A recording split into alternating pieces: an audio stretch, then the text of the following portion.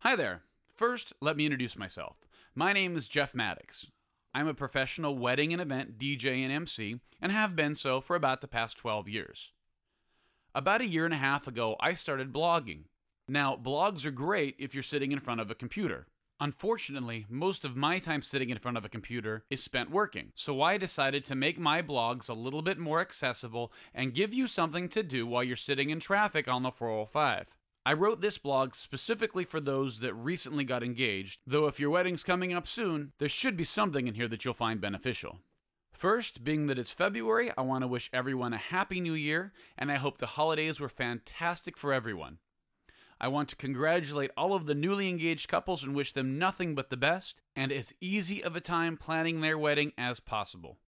Becoming engaged is probably one of the most exciting days in a man or woman's life, and it is no secret that more people get engaged from November to Valentine's Day than any other time of the year. There's the waiting, the hoping, the question, the answer, and now you are most likely wearing a ring for everyone to see so they all know that yes, you got engaged over the holidays. The next steps, however, are not as much of a fairy tale. First things first, and this one's a bit of a no-brainer, create a budget. First, figure out how much money you can realistically afford to spend on your wedding. This does not mean that you should skimp on anything, just that you should decide on a maximum dollar amount and how flexible you're willing to be. Inevitably, one or two expenses will rear its ugly head at the last minute for which you had not budgeted, but that's okay, that is to be expected. Next, it would be wise to go out to dinner somewhere casual and have a conversation where you and your fiancé can talk about your ideal wedding. This in no way is to suggest that you should necessarily actually begin planning specific elements of your event, as there will be plenty of time for that in the future. After all, a typical ceremony will have at least 8 or 9 individual elements, and I've DJ'd receptions with as many as 35 to 40. As much as there really isn't such a thing, most average receptions have around 25 separate elements, from the guest book announcement from the DJ, to the first dance, to the goodbye song, and so on.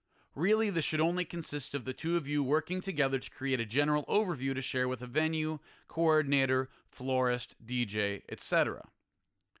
Now, you have to find a dress, find a venue, hire a DJ, hire a florist, hire a photographer, perhaps a videographer, decide what you'll eat, taste cake, decide what the cake will look like, and this does not even begin to discuss the actual coordinating of the event.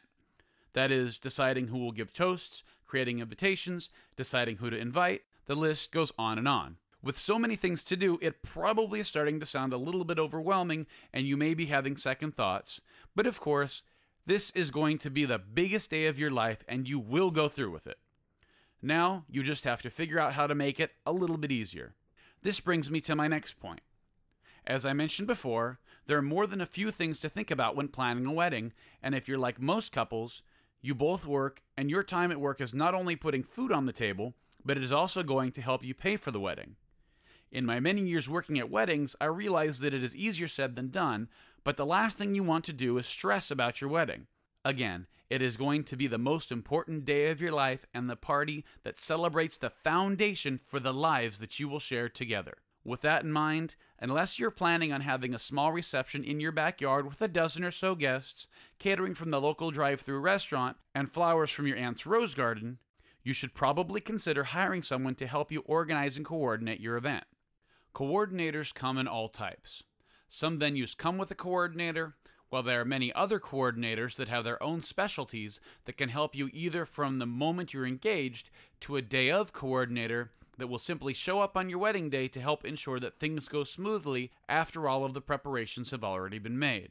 The type you choose is up to you, but the more elements you add to your wedding, the easier it is to let someone else worry about everything coming together exactly right. Venues are a whole different ballgame.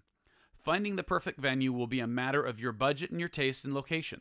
Whether you are looking to get married at a beautiful clubhouse on a golf course, in a hotel ballroom, on the beach, or at a venue that is specifically designed for wedding ceremonies and receptions will depend on how much you're willing to spend and your ideal wedding. Choosing the right florist, photographer, videographer, etc. will be a little bit tougher. Most likely, though they are extremely important elements to your event, because they will have little to no interaction with your guests, you will probably hire each of these vendors solely based on their previous work and perhaps partially on the chemistry you have with each individual vendor. You can see photos of the flowers a florist put together for a previous event, photos from previous weddings a photographer shot, and a sample video from a previous wedding the videographer filmed, all of which can be seen when you sit down with the individual vendor. Once you've had an opportunity to compare, you will make the right decision, and then you'll be on to hiring the next vendor for another element of your wedding. That being said, a coordinator that I've worked with on a number of occasions once told me completely unsolicited that you never know you hired the wrong photographer or the wrong DJ until it's too late. Which brings me to a topic I am intimately familiar with because it's what I do, the DJ for your wedding. I wrote another blog that was extremely specific about hiring the right DJ for your wedding, so I'll just go over the basics here. First, the DJ is the entertainment and the master of ceremonies for your wedding. Unlike a band that may or may not be as interested in being the center of attention, a good DJ will talk just the right amount and be as funny or as serious as you set forth in your ideal wedding while remaining completely professional. They will play the music that you like, help you plan the events discussed earlier from announcements to dances, etc., ensure that you're picking music for your event is as simple as possible, and they do not have distractions that will keep them from giving you as much attention as you desire prior to your event, while getting to know you and your fiancé to ensure that the event is a direct reflection of your personalities. Also, it is important to ensure that the DJ or entertainment company is not trying to oversell you on add-ons like lighting or effects. These are specific to each couple's tastes, and there is no such thing as a, quote, perfect package of services. And now, the rest is up to you. Congratulations again, good luck, and please do not hesitate to contact me if I can be of service. Again, my name is Jeff Maddox. My website is gmedj.com. You can email me at Jeff, Geoff, at gmedj.com, or feel free to give me a call at 949-342-5079. Thanks so much, and I look forward to helping you create your perfect wedding.